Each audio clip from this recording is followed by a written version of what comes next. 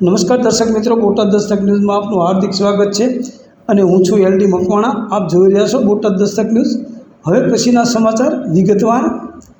ચંડોળામાંથી કુલ 190 બાંગ્લાદેશી ઘૂસણખોર ઝડપાયા।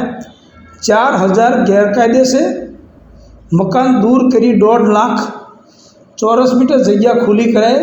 પ્રથમ ફેઝની કામગીરી પૂર્ણ।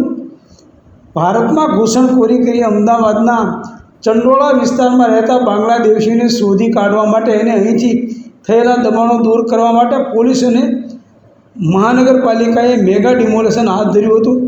અમદાવાદ પોલીસ કમિશનરે કહ્યું હતું કે અત્યાર સુધીમાં ફક્ત ચંડોળા વિસ્તારમાંથી જ 190 બાંગ્લાદેશી ઝડપી પાડવામાં આવ્યા છે, જેમને ડિપોર્ટ કરવાની કાર્યવાહી હાથ ધરવામાં આવી છે। આ વિસ્તારમાં મોટે પાયે દબાણો થયા હોય। હાલ 4000 મકાન દૂર કરી 1.5 લાખ ચોરસ મીટર જમીન ખુલ્લી કરવામાં આવી છે। પોલીસ કમિશનરે કહ્યું હતું કે પ્રથમ ફેઝની કામગીરી પૂર્ણ થઈ છે। મહાનગરપાલિકા સાથે ચર્ચા કરી બીજા ફેઝની કામગીરી કરાશે। પોલીસ કમિશનર GS મલિકે કહ્યું હતું કે છેલ્લા અઠવાડિયા દરમિયાન પોલીસે અલગ અલગ વિસ્તારોમાં બાંગ્લાદેશીઓની શોધખોળ શરૂ કરી દીધી છે, જેમાં અમદાવાદના ચંડોળા વિસ્તારમાંથી 190, જ્યારે સોલામાંથી 6, ઓઢવમાંથી 2 મળી કુલ 198 છે।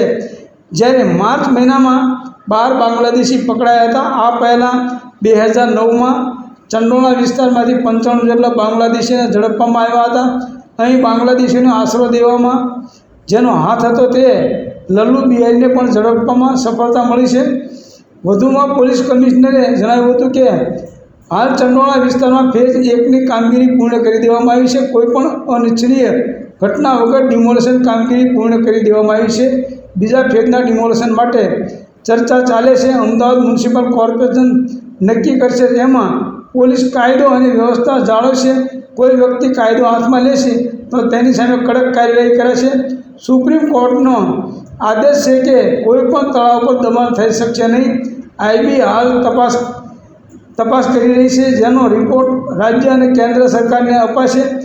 ત્યારબાદ જે લોકો ઝડપાય છે તેના ડિપોર્ટની કાર્યવાહી કરાશે।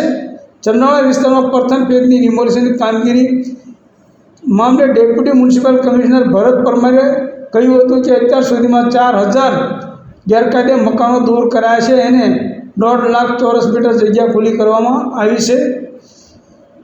જે વિસ્તાર ખુલ્લો કરાયો છે તેમાં તળાવનું પાણી ભરાશે। જે જગ્યા પર ટોરેન્ટના કનેક્શન હતા તેની પણ તપાસ કરાશે।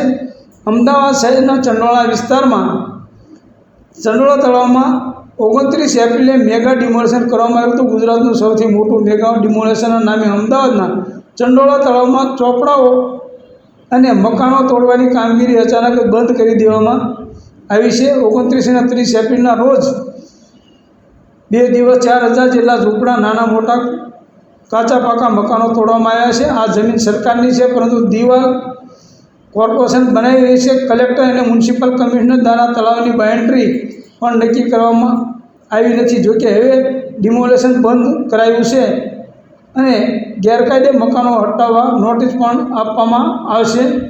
અમદાવાદ શહેરના કાંકરિયા તળાવ બાદ સૌથી મોટા એવા ચંડોળા તળાવ પર દબાણો દૂર કર્યા બાદ હવે એના પર ડેવલપમેન્ટની કામગીરી ખૂબ જ ઝડપી કરવામાં આવશે। ચંડોળા તળાવને નર્મદાના પાણીથી ભરવામાં આવશે। ચંડોળા તળાવનું કુલ 7 ફેઝમાં ડેવલપમેન્ટ કરાશે, જેમાં પ્રથમ ફેઝમાં 27 કરોડના ખર્ચે વોકવે, જંગલ, જીમ સહિતની કામગીરી હાથ ધરવામાં આવશે।